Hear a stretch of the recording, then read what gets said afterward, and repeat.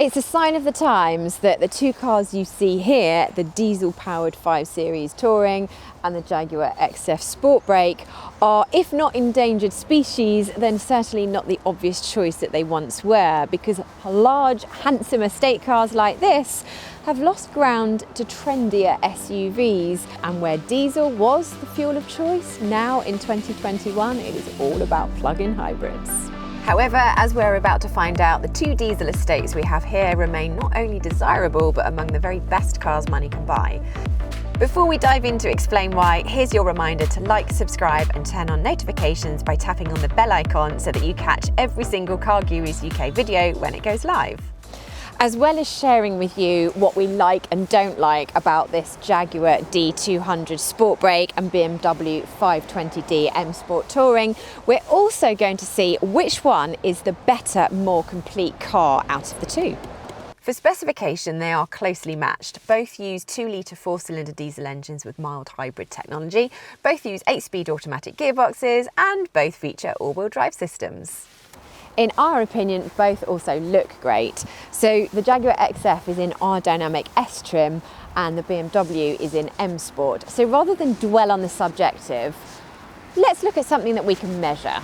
The BMW's boot capacity is 560 litres with the seats up, or 1,700 litres with the seats folded down, which they can do in a 40-20-40 configuration. And when folded, you have a completely flat load bed, and because this isn't a hulking SUV, a sensible load lip height as well.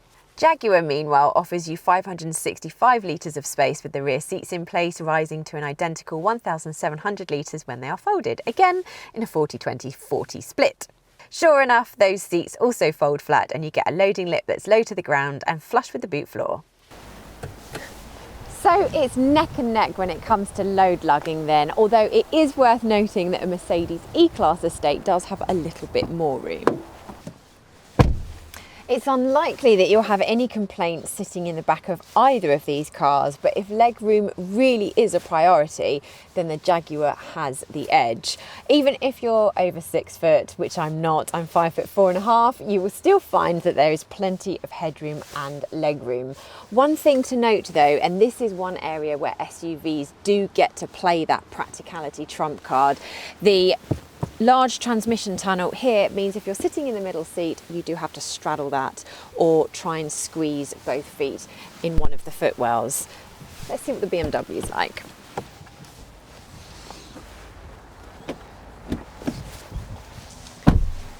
As we just mentioned, the Jaguar does have a little bit more legroom, but that's not to say that the BMW is cramped. Far from it, actually. It is a large car with plenty of room, and this one's even got the panoramic sunroof, and as you can see, it's still really far away. If you're 6 feet tall, you will definitely find it quite comfortable in here, and I find it almost palatial. Anyway, going back to practicality in terms of the floor, remember with the SUVs, you do get that flat floor here. So just like in the Jaguar, you're going to have to straddle that tunnel, or the footwells are large enough, just like in the Jaguar, so you can share a footwell if that's not too uncomfortable for you. That's about it. Let's check out the front.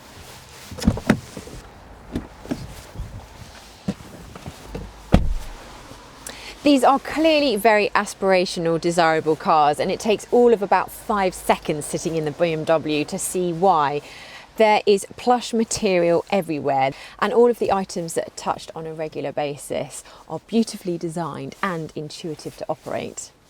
The panel of physical buttons and knobs for the heating controls are a great example, as is the clean and simple steering wheel design. This big transmission tunnel and high window line really help you to feel cocooned in the BMW.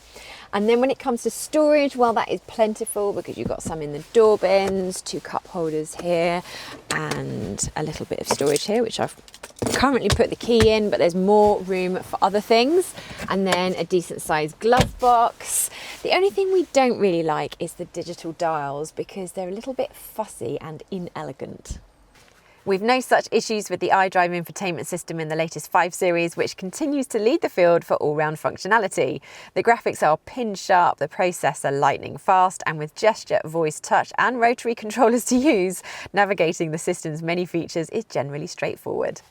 We'll check out the Jaguar's interior shortly, but as soon as we're here in the BMW, let's go for a drive.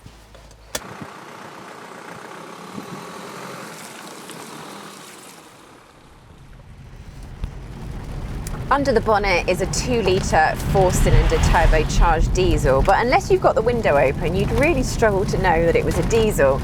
You're so well isolated from noise and vibrations from the engine, and the mild hybrid system makes the stop-start technology really, really smooth. The engine's also really responsive to throttle inputs and works really well with the 8-speed automatic gearbox. The 520D produces 190 horsepower and 295 pound-foot of torque, which is enough to give it a 0 to 62 miles per hour time of 7.6 seconds. Depending on driving style, you'll see real-world fuel economy of between 40 and 50 miles per gallon, which is a close match for the XF.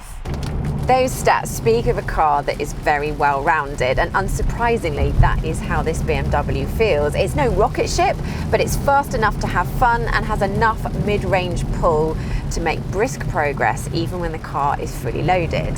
And of course, it is refined. You can drive this car for hours without really feeling tired. This mile munching ability is extremely handy given that a fully fueled 520D will be able to cover more than 500 miles before it needs more diesel. Our only slight criticism of the way the BMW drives is that it can fidget and thump at low speeds. It's not a deal breaker, and there are ways to solve it, such as not going for the M Sport Pro pack with its 20-inch alloy wheels fitted to this car, and going for SE trim instead of M Sport. So really it's about choosing the specification that works for your requirements. We've no such reservations about the BMW's handling, which is sweetly balanced. Clearly, this is a big, heavy car, but it responds well to being driven enthusiastically, and its steering is nicely weighted and has a natural rate of response.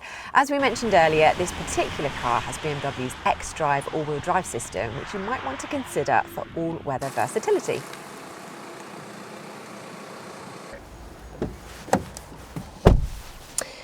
Do you know, if I hadn't just been in the BMW, I think I would feel that this was quite special inside here in the Jaguar. But I have just been in the BMW, and it makes the Jaguar feel a little lacklustre in comparison. It's not the overall design or the ambience, it's just some of the materials used. For example, we've got a dimmer switch down here, which is just not as good as what I've been finding in the BMW. And also the plastics around the cup holders are just a little bit cheap, dare I say it.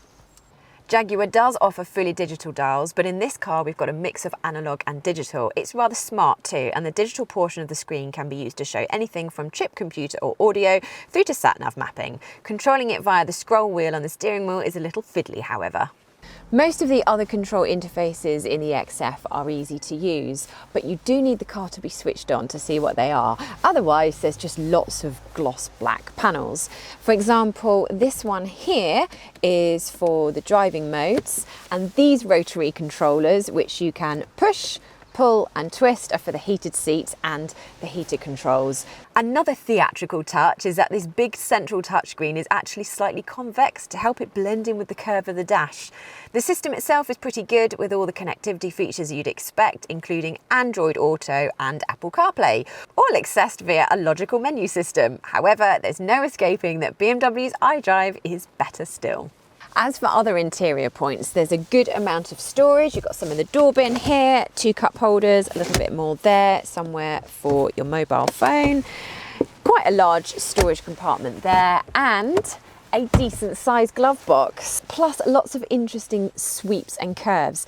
In fact, if we hadn't just been in the BMW, I don't think you would find much to complain about in here.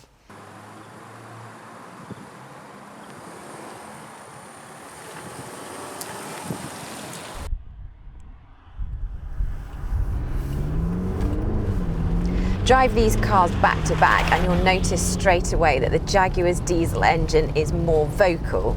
It's also more eager. The BMW is set up more as a cruising saloon, whereas the Jaguar is more of a sporting saloon, or in this case, a state. The XF's D200 engine produces 204 horsepower and 317 pound-foot of torque. Despite being up on the BMW in both regards, the XF is slightly slower in the 0 to 62 miles per hour sprint with a time of 8 seconds. Jaguar's automatic gearbox, while very good by most measures, isn't quite as supremely slick as the BMW's either. So the BMW is faster on paper, but if anything, it feels like the Jaguar is more of a driver's car, where the BMW thumps into dips, the Jaguar seems to glide over them, almost like it's got another few inches of suspension travel, and it just seems so in tune with UK roads. Its smaller 19-inch alloy wheels will help with this, but mainly it's because the Jaguar is just so well set up. In this R-Dynamic S-trim, the XF also steers with precision, and although the design of the steering wheel itself won't be to all tastes, we've got no complaints about the weighting or feel of it, or the wonderfully quick response when you turn the wheel. In terms of long distance driving, the Jaguar doesn't isolate you from road and wind noise quite as much as the BMW does, but the differences are subtle. You can still eat motorway miles quite easily. It's a comfortable and capable car, and just like the BMW, will return you over 500 miles for a full tank of diesel.